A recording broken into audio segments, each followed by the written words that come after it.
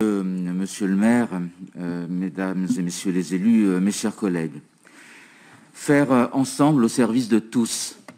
Faire ensemble au service de tous, c'est la politique que j'ai décidé d'appliquer à la Soleam. Et ce ne sont pas les postures politiciennes qui me dévieront de cet objectif. Faire ensemble parce que nous sommes et nous vivons une crise économique, une crise sociale, et nous avons besoin d'unité, nous avons besoin de responsabilité. Et là où certains s'emploient à essayer de diviser, là où certains s'emploient à essayer d'opposer, là où certains s'emploient à essayer de polémiquer, eh bien je crois que la responsabilité des uns et des autres, c'est au contraire de nous unir pour travailler ensemble. Et nous y arrivons quand nous avons la volonté, monsieur le maire. Lorsque votre adjoint au logement travaille avec la Soleam sur les sujets concernant, et la 13 Habitat sur les sujets concernant le logement social, nous y arrivons une fois que nous avons levé les ambiguïtés. Lorsqu'il s'agit de porter collectivement la parole de la municipalité, de la métropole sur les dossiers en rue, nous y arrivons et nous faisons un très bon travail avec votre adjointe Samia Ghali. Et donc, cela montre quoi? Cela montre que nous avons un besoin d'unité, un besoin de responsabilité, un besoin de travailler ensemble et que nous pouvons le faire quand nous voulons le faire. Mais encore faut-il le vouloir. Et encore faut-il que ce soit partagé par tous et par toutes dans cet hémicycle.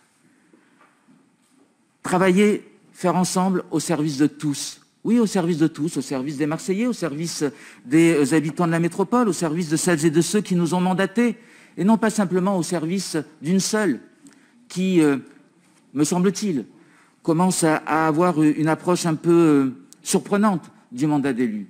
Être élu, c'est au service de tous, c'est pas être propriétaire de son mandat et de sa charge, et il me semble que nous sommes et que nous devons nous écouter et nous comprendre. Alors, oui, il y a eu un rapport. Il y a un rapport à la Cour régionale des comptes. Eh bien, moi, ce rapport, je veux en faire une opportunité. Je ne veux pas en faire un mode accusatoire, comme cela est trop souvent l'objet de certains.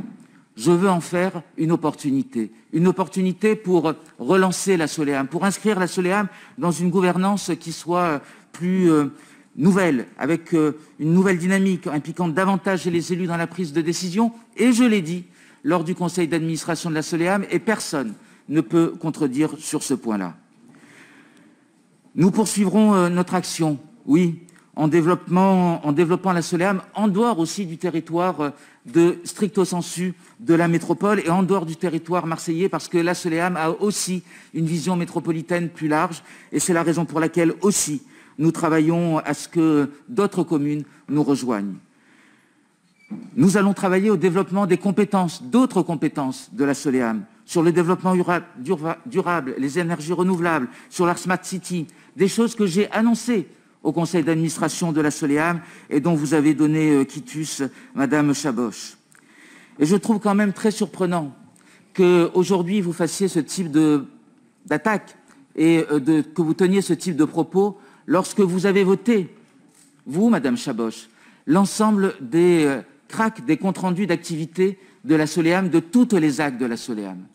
Comment peut-on tenir un discours aussi vindicatif, aussi accusateur que celui que vous êtes en train de tenir à cet instant, et lorsque nous sommes dans le cénacle plus confiné, certes, du conseil d'administration de la Soleam, vous votez comme un seul homme, à l'unanimité, les comptes rendus d'activité de la Soleam. Soit on est contre ce que fait la Soleam, soit on critique ce que fait la Soleam, et dans ces cas-là, il faut assumer son vote jusqu'au bout, mais on ne peut pas avoir des postures dans l'hémicycle du conseil municipal et faire le contraire lorsqu'on est en assemblée générale ou en conseil d'administration de la Soleam. Je suis aussi pour la mise en place de programmes pluriannuels d'activités sur les collectivités actionnaires, monsieur le maire, parce que, et c'est peut-être là, me semble-t-il, le véritable message de la Cour régionale des comptes. C'est-à-dire que la Soleam est un outil au service des collectivités, au service de la ville, qu'elle mandate, au service qui mandate la Soleam, au service de la métropole, dans le cadre des concessions.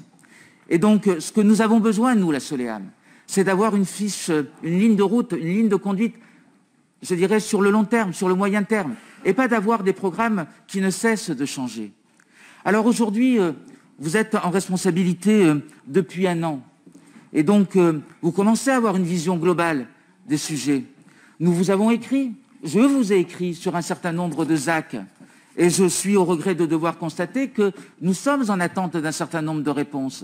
Sur l'opération Grand Centre-Ville, là où vous essayez de créer encore une fois la cisanie, et j'ai un peu de mal à comprendre pourquoi vous revenez systématiquement dessus. Vous avez déjà fait une intervention au Conseil de métropole, vous avez fait des tweets à 21h30 la veille de ma conférence de presse, 9 tweets, pouf, comme ça, de Madame Chaboche qui se réveille à 21h30, comme si y avait urgence à la matière. Vous avez réagi à ma conférence de presse. Vous remettez une couche aujourd'hui au conseil municipal, on voit bien que vous voulez en faire une affaire politique.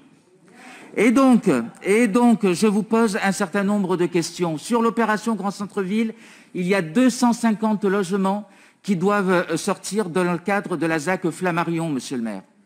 Alors, il serait intéressant, pour que nous puissions développer ces 250 logements, que la ville nous fasse état de ce que sont ses choix, ses orientations politiques sur les équipements publics de la ZAC Flammarion. J'ai fait un comité de pilotage, j'ai associé tout le monde, Madame Chaboche, Monsieur Jo. Je suis au regret de devoir constater que plusieurs mois après, je suis toujours en attente des observations de la ville. Sur la ZAC Saint-Louis, j'ai fait un comité de pilotage, j'ai associé Madame Chaboche, j'ai associé les élus du quartier, la ville est propriétaire de certains terrains. Et donc, nous avons besoin d'avoir là aussi des orientations précises de la ville sur ces questions-là. Force est de constater qu'un an après la prise en responsabilité, nous sommes toujours en attente de vos orientations. Sur la ZAC Régny, monsieur le maire, sur la ZAC Régny, là aussi, c'est une ZAC qui est importante, qui est une des ZAC qui va permettre de produire les objectifs de logement que vous vous êtes fixés dans le cadre des rapports que vous avez adoptés lors des précédents conseils municipaux. Et là aussi, quelle est la position de la ville sur la ZAC Régny? J'ai reçu un courrier de la ville, de Madame Chaboche et de Monsieur Ganosi, m'indiquant que nous devions arrêter l'école de la ZAC Régny. Je trouve très surprenant que lorsque on se pose comme le défenseur des écoles, lorsque on veut montrer qu'un des axes forts de la politique municipale, ce sont les écoles, eh bien le premier geste politique de cette majorité soit d'arrêter la seule école neuve qui soit en construction. Alors, monsieur le maire, je vous pose la question. Cette école, elle a déjà commencé. Ses travaux ont déjà commencé. Les murs sont déjà posés, en partie. Cette école, elle coûte 12 millions d'euros. Sur ces 12 millions d'euros, 3 millions d'euros sont financés par les promoteurs de la ZAC. La ville doit en financer 9. Elle en a déjà payé 7. 7 qui sont déjà payés. Vous avez payé une école à 7 millions d'euros et vous me demandez de l'arrêter. C'est ça les orientations de la ville, et vous osez aujourd'hui me donner des leçons de gestion. Bon, dernière question. Non, mais je termine, monsieur le maire.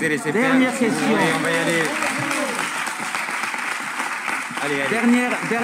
Dernière observation.